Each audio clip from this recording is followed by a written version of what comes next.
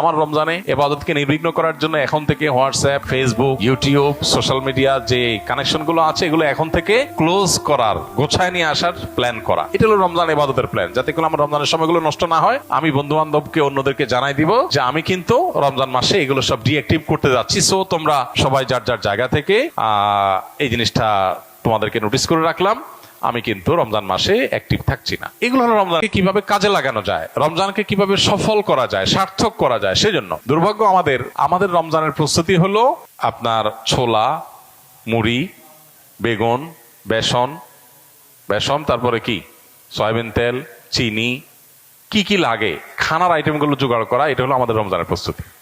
রমজান আসছে, রমজানের আগে বাজারে ভিড় আর ভিড়। কেন? সবাই কেনাকাটা করছে, মানে খাওয়ার মাস আসতেছে, প্রচুর খাইতে হবে, এই জন্য ধুমায় বাজার করলাম। এটা কি রমজান প্রস্তুতি হলো?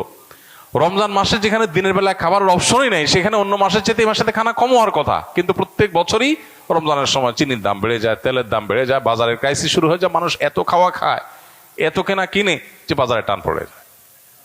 এটা তো রমজানের সঠিক প্রস্তুতি না। আমাদের রমজানের প্রস্তুতি হলো এগুলো। কোনো মহিলা যদি রমজানের প্রস্তুতি হিসাবে কিছু জিনিস বানায় রাখে যে রমজানে ইবাদতে অসুবিধা না হয়, তাড়াতাড়ি ঝটপট তৈরি করে খেয়ে ফেললাম, ওই টাইমটা ইবাদত করলাম, তাহলে এটা সঠিক প্রস্তুতি। হ্যাঁ, আর যদি বাজার এই নিয়তে আপনি করেন যে রমজানে বাজারে গিয়ে সময় নষ্ট করবো না, এখন করে ফেললাম, সেটাও ঠিক আছে।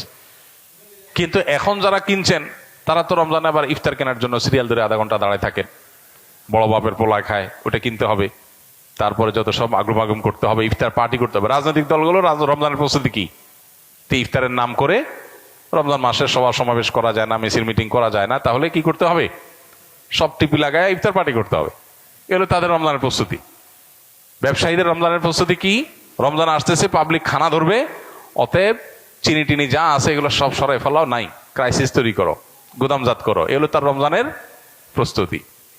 টেলিভিশন চ্যানেলগুলো তারা ঈদের সময় কি নাটক সিনেমা দেখায় মানুষের রমজান ইবাদত নষ্ট করবে, ওটার জন্য আগে থেকে প্ল্যান প্রোগ্রাম করে ঈদের প্রথম দিন, দ্বিতীয় দিন, তৃতীয় দিন, চতুর্থ দিন জাহান্নামে কি আয়োজন আছে সেগুলো সব রেডি করবে। এটা হলো তাদের রমজানের প্রস্তুতি।